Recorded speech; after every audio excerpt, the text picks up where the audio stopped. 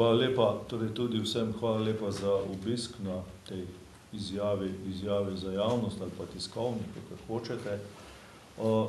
Mislim, da je potrebno uvodoma povedati, da s tem, ko rečemo vedno, da Slovenska ljudska stranka in poslanska skupina Slovenske ljudske stranke podpira vstop Republike Hrvaške tako v NATO kot v Evropsko unijo, mislimo resno. In v poslanski skupini smo zelo veseli, da je Odbor za zunanjo politiko na svoji seji sprejel sklepe v 3 odstavkih, ki jih imate vsi tudi na voljo. Dejstvo je, da so bili ti sklepi sprejeti po nekem usklajevanju in so to sklepi Odbora za zunanjo politiko. Mi smo bili pobudniki za to sejo in prepričani smo seveda, da Odbor za zunanjo politiko ne bi niti obravnaval te tematike, te problematike, niti ne bi sprejel nobenih sklepov, če mi te pobude ne bi ustrajali.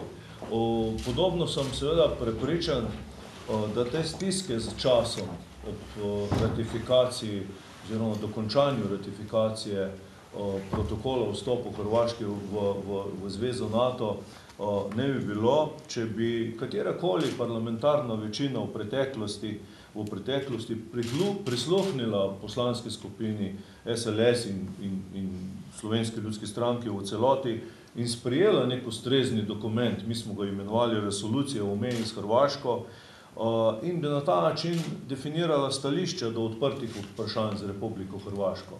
V tem primeru, če bi imeli tak dokument sprejet, lahko že davno v Državnem zboru, v teh dneh ne bi bilo te razprave, Slovenija bi ratificirala protokol, ne bi bilo nobenih pobud za izvedbo referenduma in Slovenija bi bila seveda tista, ki bi med prvimi potrdila vstop oziroma ratificirala sporazum z Republiko Hrvaško glede vstopa v NATO.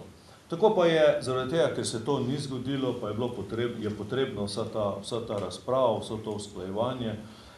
In glede na to, da na seji Odbora za zunanjo politiko, kjer je bil sprejet ta sklep, ki smo ga tudi preoblikovali v sklep o zaščiti slovenskih interesov o pristopanju Republike Hrvaške v Severnoatlantsko pogodbo, mi smo na sami seji predlagali tudi ustrezni amandma, s katerim bi natančneje definirali stanje na dan 25.6. Predvsem v tem, da je imela Slovenija takrat neomejen dostop na odprto morje, stik teritorialnega morja z mednarodnimi vodami in izvajala državno suverenost nad celotnim Piranskim zalivom. To je seveda ta glavni del tega našega amandmaja, ki kaže na to, da je Slovenija pomorska država, iz česar marsikaj tudi izhaja. Torej, ne glede na to, da ta naš amandma ni sprejet, smo podprli tudi sklep, ki je bil obravnavan, o katerem smo na koncu seje glasovali, ker menimo, da je bilo zelo dobro, da končno enkrat Državni zbor sprejme neko izjavo v zvezi z mejo za Hrvaško.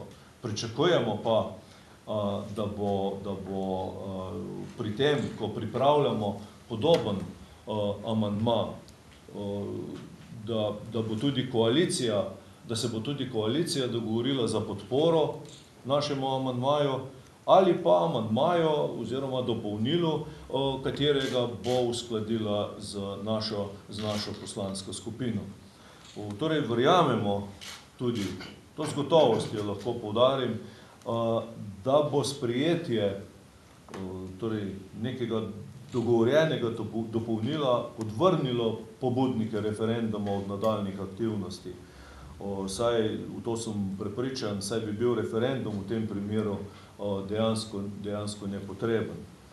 Torej, mislim pa, da lahko rečem v imenu poslanske skupine, da bo, tako smo tudi danes sprejeli, da bi v primeru nesprejetja nekega usklajenega dopolnila da bo poslanska skupina Slovenske ljudske stranke predlagala organom stranke, da referendum v tem primeru pa podpre oziroma aktivnosti v zvezi z referendumom.